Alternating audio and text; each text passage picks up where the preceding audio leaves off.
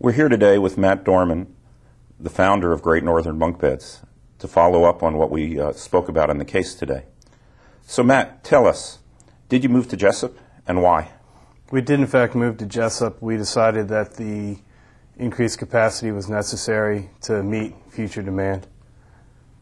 We ended up building out that facility so that we could basically build more beds and handle more product. Was the move successful? The move was successful as far as being able to build more product.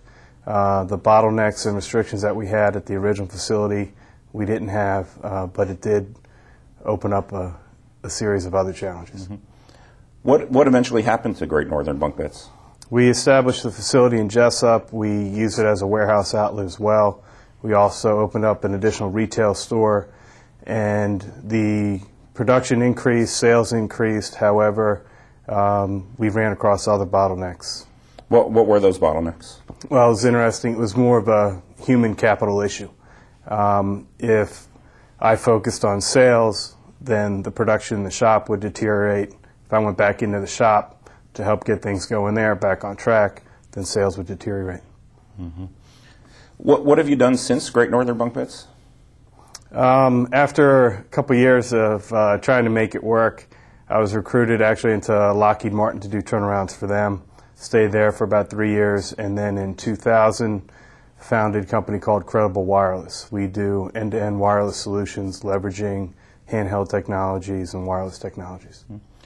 What are some of the lessons that you learned from Great Northern Bunk Beds, this exceedingly low-tech business, that are applicable to Credible Wireless? Big picture, the biggest lesson that we learned was really high-tech, not high people. Operations-wise, it really helped me hone the skills to focus in on bottlenecks, figure out where the operational flow wasn't working, looking at points of failure. Mm-hmm. Any other things? It's interesting. Sales, obviously, I mean, it sounds very basic, but in the bottom line, your sales have to exceed expenses. I think the last couple months have shown that in the broader economy, but even in a small business like Great Northern Bunk Beds, where we had, an increased amount of capacity, we could put more product through, you still had to have the sales there. Mm-hmm. How about the lessons for our MBA students here today? Are there pieces of advice you might give them in terms of them starting out their careers? If you're starting out your careers, obviously you're getting an MBA from a great institution.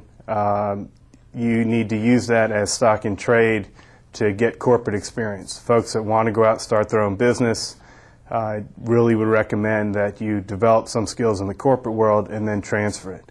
The larger the company you can transfer those skills to, the better. Part of the challenge at Great Northern Bunk Beds is there was no way we could do anything with financial engineering. It was a small company, 100,000, 200,000 sales.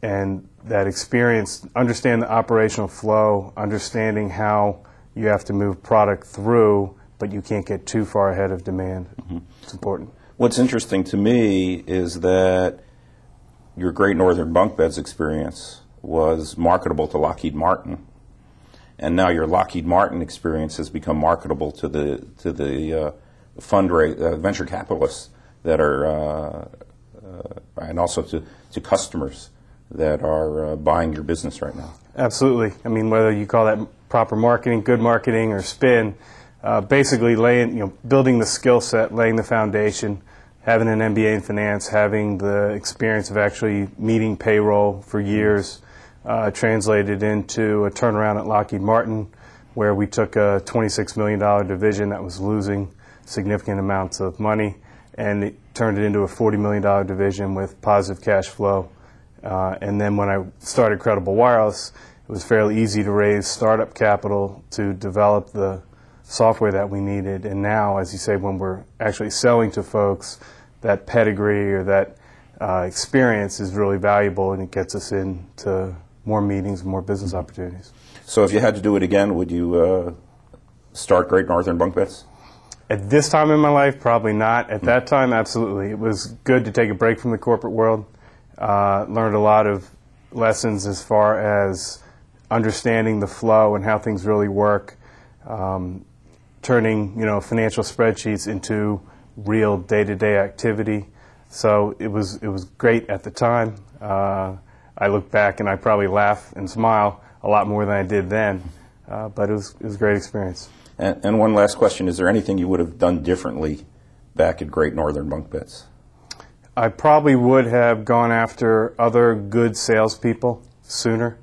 I was really the only salesperson there, and I really believe in a capitalistic world. Sales and cash are king, and you can have the best financial spreadsheets, you can have the best marketing plan, but if there aren't people there to buy your product and you can't sell it, then it's not going to be a success. And of course, you need to make it as well.